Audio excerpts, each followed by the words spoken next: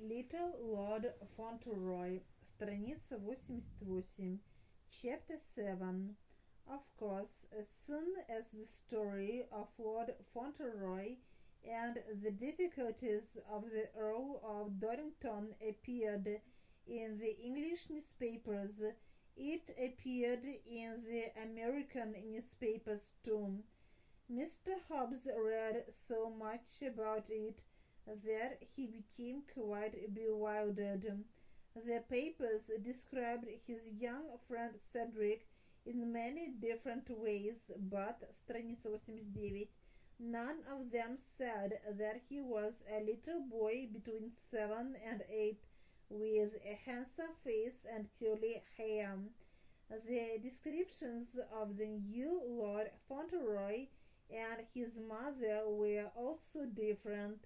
Sometimes she was a gypsy, sometimes an actress, sometimes a beautiful Spaniard, but it was always said that the Earl of Dorincourt was her deadly enemy.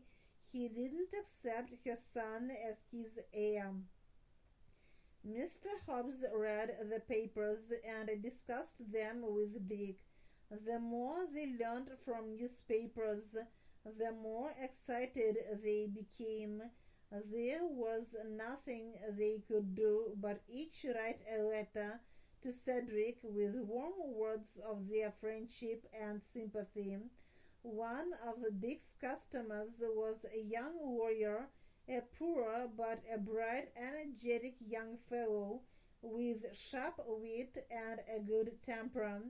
Every morning Dick blacked his boots for him, and he always had a friendly word or a joke for Dick. That particular morning he had an illustrated paper in his hand. When the last boot was polished, he handed it over to the boy.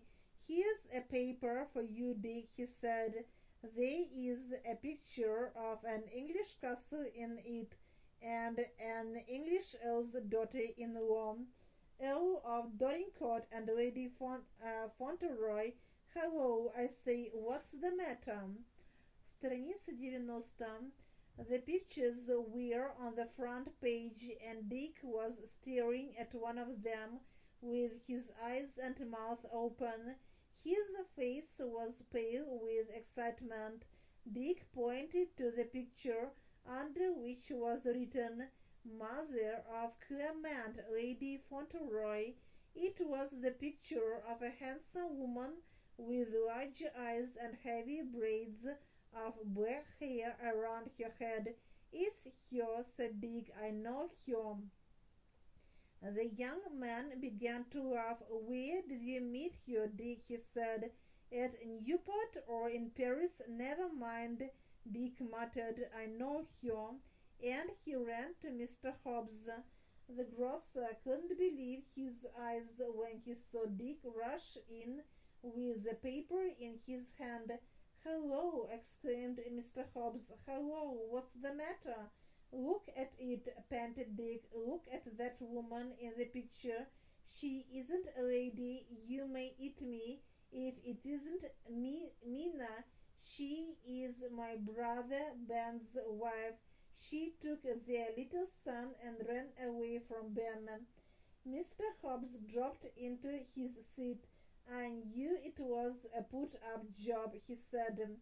Dick was full of energy. He began to write a letter to Ben, and he cut out the picture and enclosed it, and Mr. Hobbs wrote a letter to Cedric and one to the Earl. They were in the midst of this letter writing when a new idea came to Dick. "Look," he said, "the fellow who gave me the paper is a lawyer. Let's ask him what to do." Mr. Hobbs immediately agreed with him. In a few minutes they were in Mr. Harrison's office. He was a very young lawyer with a very enterprising mind and a lot of spare time. The story told by Dick and Mr. Hobbs sounded very wild and queer. "Well," said Mr. Harrison, "at any rate no harm can be done by investigating. The woman contradicted herself in some of her statements about her son's age, and aroused suspicion. First of all, we should write to Dick's brother and the Earl of Dorincourt's family lawyer." So they did. The woman who called herself Lady Fauntleroy was not clever but wicked. When she answered Mr. Havisham's questions about her marriage and her boy, she made one or two mistakes which caused suspicion. Then she lost her temper, and in her excitement and anger betrayed herself still further. All the mistakes she made were about her child. Mr. Havisham found out that some of her papers were false. Suddenly he received a letter from the young lawyer in New York and Mr. Hobbs. Mr. Havisham decided to investigate the matter and make the impostor feel secure for a while. Страница 92. But one fine morning, as she sat in her sitting room at the inn, making some fine plans for herself, Mr. Havisham was announced. 3 more people entered the room with him: Dick, his brother Ben, and the Earl of Dorrington. She sprang to her feet and cried. Dick grinned a little when he saw her. "Hello, Minna," he said. Ben stood still and looked at her. "Do you know her?" Mr. Havisham asked, glancing from one to the other. "Yes," said Ben, "I know her and she knows me." Then he clenched his hand suddenly and turned on her. "Where's the chair?" he demanded. "He is going with me." The door leading into the bedroom opened a little, and the boy looked in. He was not a handsome boy, but he had rather a nice face, and he was quite like Ben, his father, as anyone could see. Ben walked up to him and took his hand. "Tom," he said to the little fellow, "I'm your father. I've come to take you away." The boy was pleased to hear that he was going away. "If you want me again," he said to Mr. Havisham, "you know where to find me." Страница 93. He walked out of the room holding the child's hand and not looking at the woman. She was raving with fury, and the Earl was calmly gazing at her through his eyeglasses. "This won't do at all," said Mr. Havisham. "If you don't want to be locked up, you must behave yourself." She gave him one savage look and dashed past him into the next room and slammed the door. "We will have no more trouble with her," said Mr. Davisham, and he was right. That very night she left the inn and took the train to London, and was seen no more.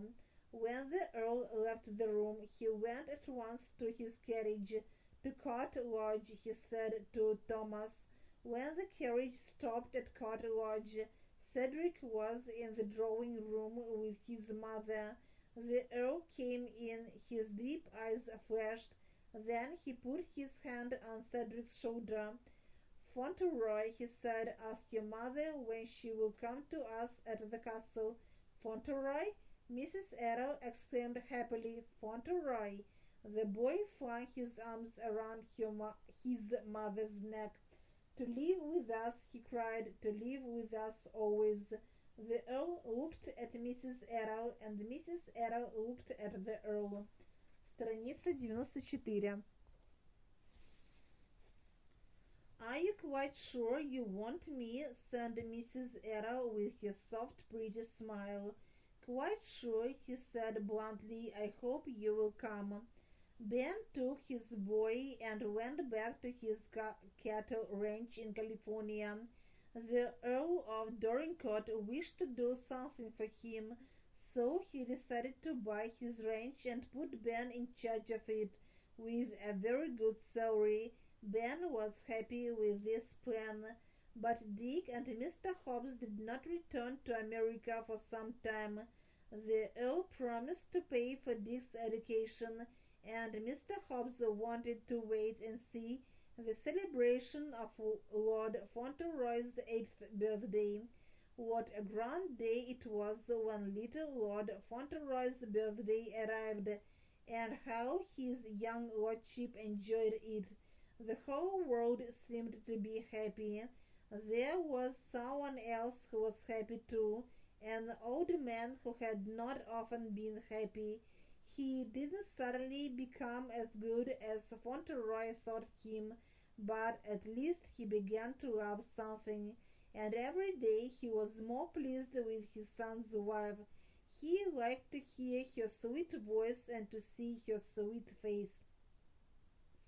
As the old Earl of Dorincourt looked at his grandson that day, moving about the park among the people, talking to those he knew and making his little bow when anyone greeted him, entertaining his friends Dick and страница 95, Mr. Hobbs, or standing near his mother, the old nobleman was very satisfied with him. People were drinking toasts. They looked tenderly at the little fellow where he stood, with his mother on one side and the Earl on the other, and said to one another, "God bless him, the pretty little boy." Little